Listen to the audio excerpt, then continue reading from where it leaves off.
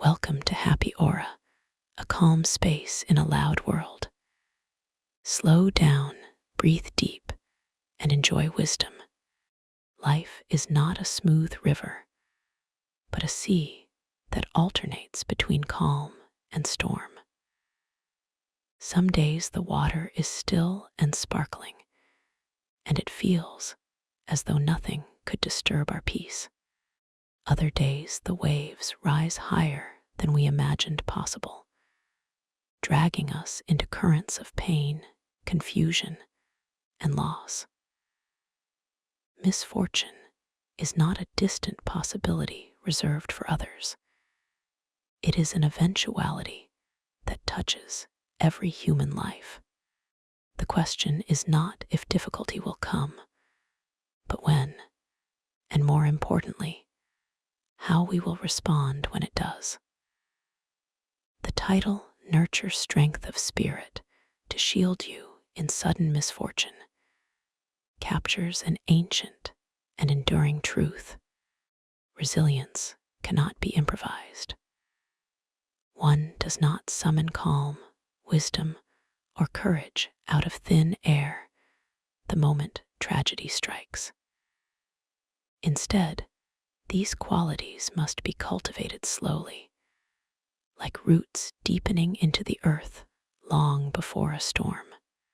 A spirit fortified through daily practice, reflection, and mindful living becomes the shield that allows us to withstand the unexpected without shattering. This essay explores what it means to nurture strength of spirit, why it matters, and how one can practically develop such an inner shield. It weaves together philosophy, psychology, and lived experience to illuminate a path toward greater resilience in the face of sudden misfortune. Human beings crave security. We construct routines, relationships, careers, and belief systems, partly to shield ourselves from uncertainty. Yet, history and personal experience reveal that stability is fragile. A phone call in the middle of the night can redraw the map of our lives. A diagnosis, an accident, an economic collapse, a betrayal, misfortune rarely announces its arrival. Consider how many times you have been surprised by events. The sudden death of a public figure, a natural disaster in a place you once visited, a friend losing their job overnight. If uncertainty is the only certainty, then it is unwise to live as though tomorrow will always resemble today. To pretend that misfortune will never knock on our door is to leave ourselves unprepared, vulnerable, and easily broken. The Stoic philosopher Epictetus advised his students to rehearse in their minds the possibility of loss, not as a gloomy exercise, but as a reminder to live with readiness. Likewise, Buddhist teachings emphasize impermanence. Everything changes, and attachment to the illusion of permanence leads to suffering. These traditions converge on the same insight. Acknowledging the inevitability of misfortune is the first step toward equipping ourselves to endure it. When we speak of strength of spirit, we are not referring to brute force or a denial of emotions. Instead, it is an inner sturdiness that combines clarity, courage, patience, and compassion. Strength of spirit is resilience, the capacity to bend without breaking, to recover after setbacks. Clarity, the ability to see beyond panic, to keep perspective when fear clouds judgment. Courage, the willingness to act rightly even when terrified or uncertain. Compassion, the capacity to be gentle with oneself and others even in hardship. Faith or meaning, not necessarily religious faith, but trust that life retains significance despite suffering. This form of strength does not eliminate pain, but it transforms our relationship to pain. It does not prevent grief, but it prevents despair. It is less about avoiding storms than learning to stand firm within them. Imagine a tree with shallow roots. When the first strong wind comes, it topples. But a tree whose roots grow deep into the soil sways, bends, even loses branches, yet continues standing. Nurturing strength of spirit is about growing such roots. Some might argue, I'll rise to the occasion when needed. But history and psychology suggest otherwise. In emergencies, we do not rise to our highest aspirations. We fall back on our habits and training. The firefighter who runs into burning buildings has practiced that courage countless times before the blaze. The pianist who seems to play effortlessly under pressure has rehearsed until the movements are second nature. Likewise, strength of spirit is not conjured in the moment of crisis. It is built through repeated choices, reflections, and practices. The time to cultivate resilience is before misfortune arrives, just as the time to strengthen a levee is before the flood.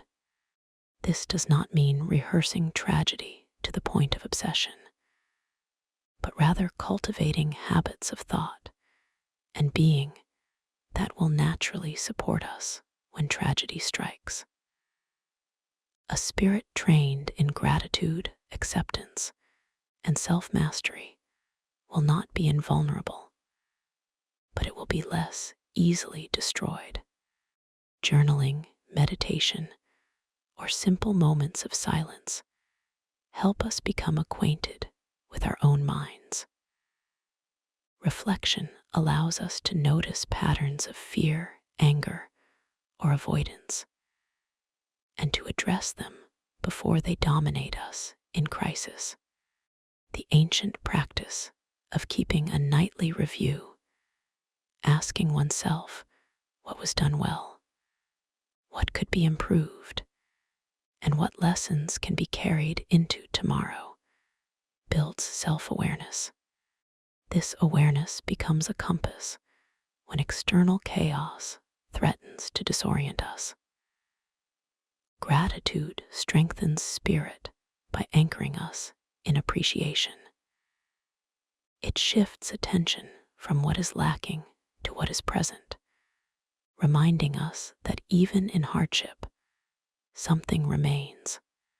Scientific studies show that gratitude practices improve mental health, resilience, and even physical well-being. When misfortune strikes, a habit of gratitude helps us see not only the loss, but also the remaining blessings, the friends who show up, the lessons learned, the capacity to endure. Detachment does not mean indifference. It means recognizing that clinging tightly to things beyond our control leads to suffering. We can love deeply while understanding that nothing is guaranteed. By loosening the grip of control, we gain freedom. Detachment allows us to say, "This too shall pass," whether we are in joy or sorrow. Such a perspective shields the spirit from collapsing under sudden loss. Physical practices such as exercise, martial arts, yoga, or breathwork are not only about health, but also about resilience. The discipline of pushing the body, of staying calm under stress, translates to mental endurance. When the body learns to remain steady under strain, the spirit follows. Conversely, neglecting the body often weakens the spirit's ability to endure. Strength of spirit is not developed in isolation. Relationships with family, friends, mentors, or spiritual communities provide both support and accountability. Knowing that one is not alone in misfortune multiplies resilience. Communities remind us of shared humanity, offering perspective when individual suffering feels overwhelming. They are living proof that others have endured and that we too can endure. Viktor Frankl, a Holocaust survivor and psychiatrist, observed that those who found meaning in their suffering were more likely to survive unimaginable horrors. A sense of purpose, whether rooted in faith, creativity, service, or love, acts as an anchor in turbulent times. Nurturing strength of spirit involves clarifying what we live for, so that when misfortune threatens to sweep everything away, something essential remains unshaken. Theory becomes truth when tested. Consider a person who has cultivated gratitude, reflection, detachment, physical discipline, community, and meaning. When sudden misfortune arrives, a car accident, the loss of a loved one, a betrayal, they will still grieve, still cry, still feel pain. Strength of spirit does not remove suffering. It changes the quality of suffering. Instead of collapsing, they breathe through the panic. Instead of despairing, they reach out to their community. Instead of being consumed by why me, they search for what can I learn? How can I grow? Instead of clinging to illusions of control, they surrender to reality while continuing to act with dignity. Their shield is not made of steel, but of cultivated habits, perspectives, and inner depth. Misfortune strikes, but it does not annihilate. History abounds with examples of strength of spirit. Nelson Mandela, who endured 27 years in prison without losing his vision for reconciliation. His strength of spirit was nurtured long before imprisonment through reflection, discipline, and commitment to justice. Helen Keller, deaf and blind from early childhood, yet who became a writer and activist. Her resilience was grounded in both personal courage and the support of mentors. Ordinary people who endure illness, loss, or poverty with grace and dignity, often without recognition. Their quiet strength reminds us that resilience is not reserved for heroes, but available to all who cultivate it. Each case demonstrates the same truth. Misfortune reveals what has been cultivated in the soul long before the crisis. Morning grounding. Begin each day with 3 deep breaths and a reminder. I do not control everything. I control my choices. Gratitude journal. Write down 3 things you are grateful for each evening. Weekly reflection. Ask, what challenged me? How did I respond? What could I do differently next time? Physical discipline. Engage in regular exercise or mindful movement to build both body and spirit. Service. Perform small acts of kindness. Compassion strengthens the heart against bitterness. Study. Read philosophy, scripture, or literature that expands perspective. Silence. Spend 5 minutes daily in silence, practicing acceptance of thoughts and emotions without judgment. These practices are not glamorous, but cumulative. Over months and years, they form the shield that sudden misfortune cannot penetrate. One final truth must be addressed. Nurturing strength of spirit does not mean becoming invulnerable or stoic to the point of numbness. In fact, genuine strength allows vulnerability. It permits us to feel deeply without being destroyed by feeling. It allows us to admit, this hurts, I am afraid, I need help, while still continuing forward. The paradox is that those who cultivate strength of spirit often appear gentle. Their shield is invisible, but their presence comforts others. They are not hardened but softened, not brittle but supple. Nurture strength of spirit to shield you in sudden misfortune is not merely advice. It is a call to live wisely. Misfortune will arrive swiftly, unexpectedly, inevitably.